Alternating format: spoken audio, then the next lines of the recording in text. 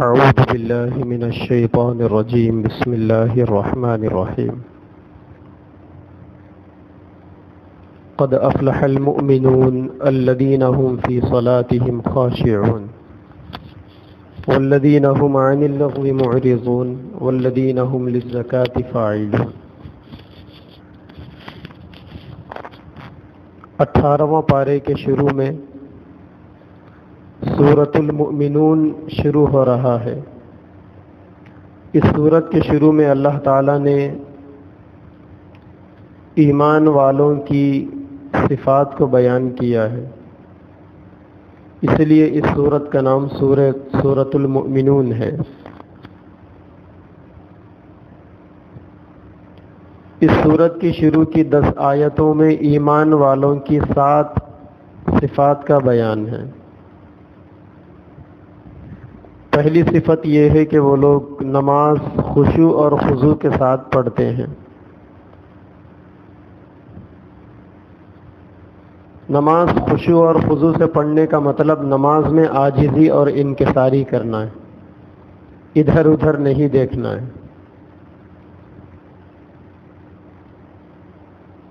دوسری خصوصیت ایمان والوں کی یہ ہے کہ فضول کاموں اور فضول باتوں سے بچتے ہیں، اپنے آپ کو برے اعمال اور برے اخلاق سے پاک کرتے ہیں۔ تیسری خصوصیت اپنی شرمگاہوں کی حفاظت کرتے ہیں۔ چوتھی خصوصیت امانتوں کا خیال کرتے ہیں۔ پانچویں خصوصیت وعدوں کو پورا کرتے ہیں، اور چھٹویں خصوصیت ہے نماز کی پابندی کرتے ہیں۔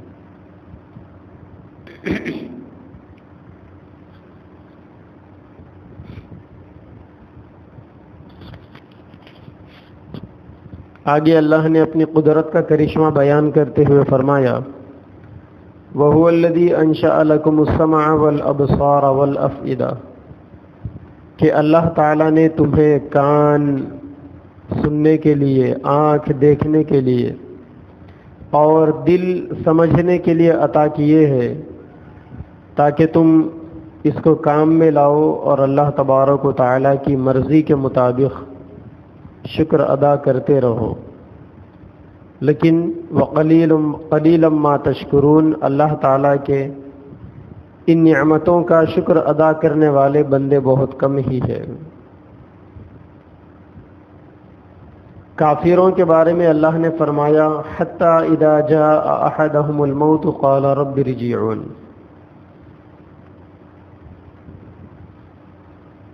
کہ کافر کو جب موت کے آثار اور آخرت کی منزلیں نظر آتی ہے تو وہ کہے گا کہ کاش مجھے دنیا میں واپس لوٹا دیا جاتا تو میں ایمان لے آتا اور نیک اعمال کرتا۔ اگر اللہ تعالیٰ ان لوگوں کو دنیا میں واپس بھی لوٹاتا تب بھی یہ کافر نہ ایمان لے آتے اور نہ اچھے اعمال کرتے۔ آگے اللہ نے فرمایا، افحسبتم انما خلقناکم عبثا کہ انسان کی پیدائش بے مقصد نہیں ہے۔ اللہ تعالیٰ نے انسانوں کو ایک خاص مقصد کے لیے پیدا کیا، اور سارے انسانوں کو لوٹ کر اللہ تبارک و تعالیٰ ہی کے پاس جانا ہے۔ یہ آیت اتنی بابرکت آیت ہے کہ اگر کسی بیمار کے کان میں یہ آیت پڑھ کر پھونک دیا جائے تو انشاءاللہ اس کی بیماری دور ہو جائے گی۔ آگے سورۃ النور شروع ہو رہا ہے۔ اس سورت کے اندر اللہ تعالیٰ کے نور ہونے کا تذکرہ ہے، اللہ نور السماوات والارض۔ اور اس سورت کی ابتدائی آیتوں میں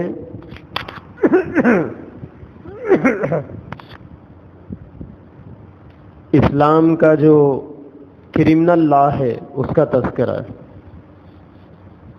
اگر کوئی لوگ زنا کر لے تو اسلام میں اس کی کیا سزا ہے وہ بتایا گیا، اور اگر کوئی آدمی کسی کے اوپر زنا کا الزام لگائے تو اسلام میں اس کے اوپر کیا سزا ہے وہ بتایا گیا.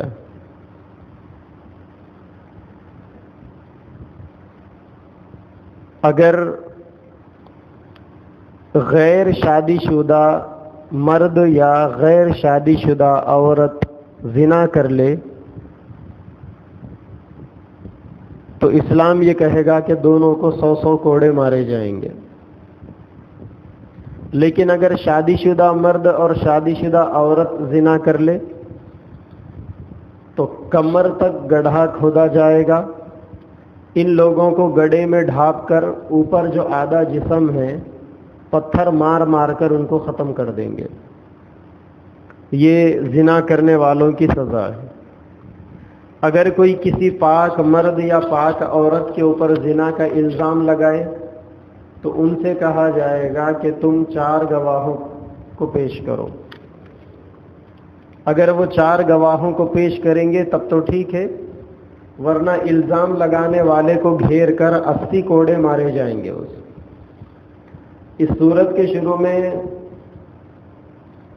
صدیقہ کائنات، عفیفہ، طاہرہ، ام المؤمنین حضرت عائشہ صدیقہ رضی اللہ تعالی عنہا کا بھی واقعہ بیان ہے. اللہ کے نبی ایک جنگ سے واپس آ رہے تھے، غزوہ بنو المصطلق سے. درمیان میں حضرت عائشہ رضی اللہ تعالی عنہا کو ضرورت کا تقاضا پیش آیا. وہ ضرورت سے فارغ ہونے کے لیے گئی.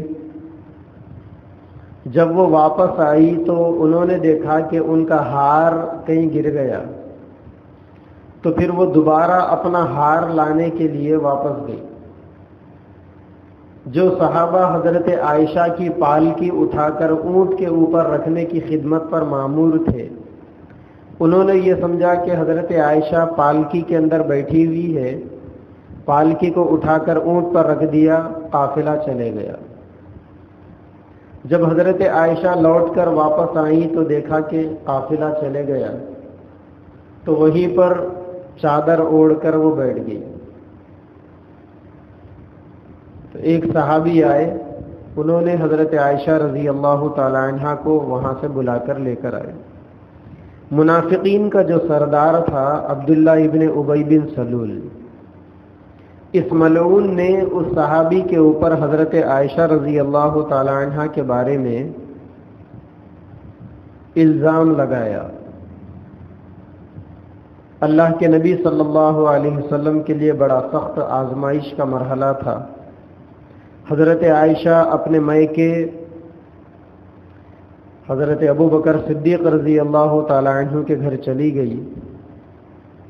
مدینہ میں کوہرام مچ گیا. کچھ مخلص صحابہ تھے، وہ بھی منافقین کی باتوں میں آ کر اس الزام میں ہاں میں ہاں ملانے لگے. پھر اللہ تعالیٰ نے حضرت عائشہ رضی اللہ تعالی عنہ کی پاکی کے بارے میں 16 آیتیں نازل فرمائی. اسلام کا بڑا مشہور واقعہ ہے جسے واقعہ افک کہا جاتا ہے. یہاں اللہ تعالیٰ نے آگے کچھ آداب سکھائے ہیں ایمان والوں کو. یا ایھا الذین آمنوا لا تدخلوا بیوتا غیر بیوتکم حتی تستأنسوا وتسلموا علی اہلہا، کہ اگر کسی کے گھر جائیں تو پہلے سلام کر کر جانا چاہیے اور دوسرا گھر والوں سے اجازت لے کر اندر جانا چاہیے. کسی کی اجازت کے بغیر اس کے گھر میں داخل ہونے کی اجازت نہیں ہے. اسلام میں سلام کرنے کی تعلیم ہے تاکہ گھر والوں کو بلایا جائے، متوجہ کیا جائے. انگریزی دنیا نے اسی طریقے کو لے لیا اور ڈور بیل کا انہوں نے انتظام کیا. اسلام کا تاثر یہ ہے کہ سلام کر کر اندر جایا جائے. آگے اللہ تبارک و تعالی نے کافروں کی مثالیں بیان فرمائی کہ کافروں کے اعمال ایسے ہیں جیسے آدمی ریگستان میں سفر کر رہا ہو تو ریگستان میں دور سے ریت کی چمک ایسی معلوم ہوتی ہے جیسے پانی ہے. آج کل روڈ کے اوپر بھی سفر کیا جائے، ڈامر روڈ کے اوپر، تو دھوپ میں ایسا لگتا ہے دور سے کہ روڈ کے اوپر پانی ہے، قریب جا کر دیکھے تو پانی نہیں ہوتا. کافروں کے اعمال کی بھی ایسی مثال ہے کہ وہ دور سے دکھتا ہوا پانی ہے، ان کے اعمال کے اندر کسی قسم کا کوئی دم نہیں ہے، بلکہ دھوکہ ہے ان کے اعمال. اللہ نے ایمان والوں کے لیے فرمایا کہ کامیابی حاصل کرنے کے لیے 4 چیزیں ضروری. پہلی چیز اللہ کی مان کر چلنا، دوسری چیز نبی کی اطاعت کرنا، تیسری چیز گزشتہ زندگی میں اللہ سے ڈرنا، اور چوتھی چیز ہے آئندہ زندگی میں بھی اللہ تعالیٰ سے ڈرنا.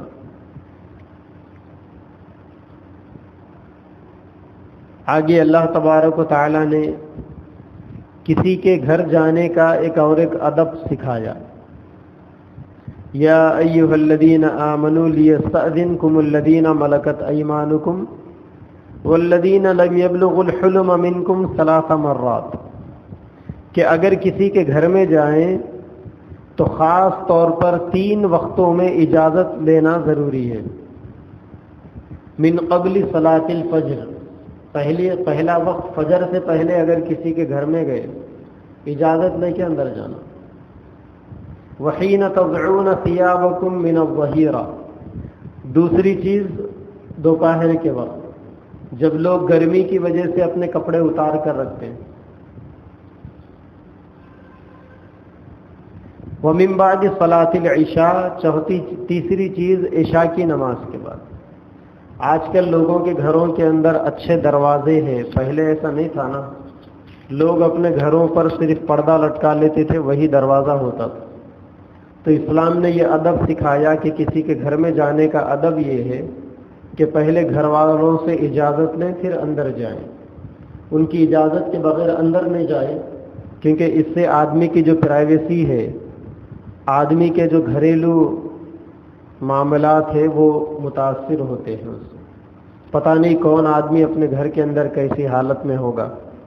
اگر ڈائریکٹ گھر میں چلا جائے تو پھر بے پردگی کا اور اس قسم کے جو ہے بہت سارے مسائل کا آدمی شکار ہو سکتا ہے. اسی لیے اللہ تعالیٰ نے اسلام کی پاکیزہ تعلیمات میں کسی کے گھروں میں جا کر ادب اجازت کے ساتھ اندر داخل ہونے کا ادب بیان کیا.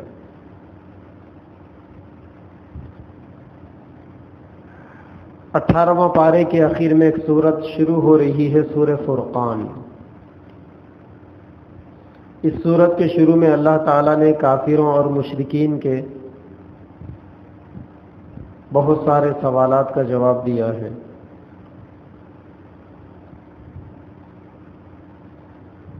اللہ کے نبی کے اوپر جو آسمان سے وحی اترتی تھی وہ لوگ اس پر اعتراض کرتے تھے، اور دوسرا نبی کے اوپر اس بات کا اعتراض کرتے تھے کہ ارے یہ نبی انسانوں کے جیسا کھانے پینے والا، بازاروں میں آنے جانے والا، یہ نبی کیسے بن گیا؟ اللہ تعالیٰ نے فرمایا کہ یقیناً نبی جو ہوتا ہے وہ بھی انسان ہی ہوتا ہے. اللہ کے نبی سے پہلے بھی جتنے پیغمبر آئے ہیں وہ سارے کے سارے انسان ہی تھے. اللہ تبارک و تعالیٰ نے انہی کے ذریعے سے لوگوں کی ہدایت اور لوگوں کی تربیت کا کام کیا ہے. یہاں پر سورہ 18واں پارہ ختم ہوا.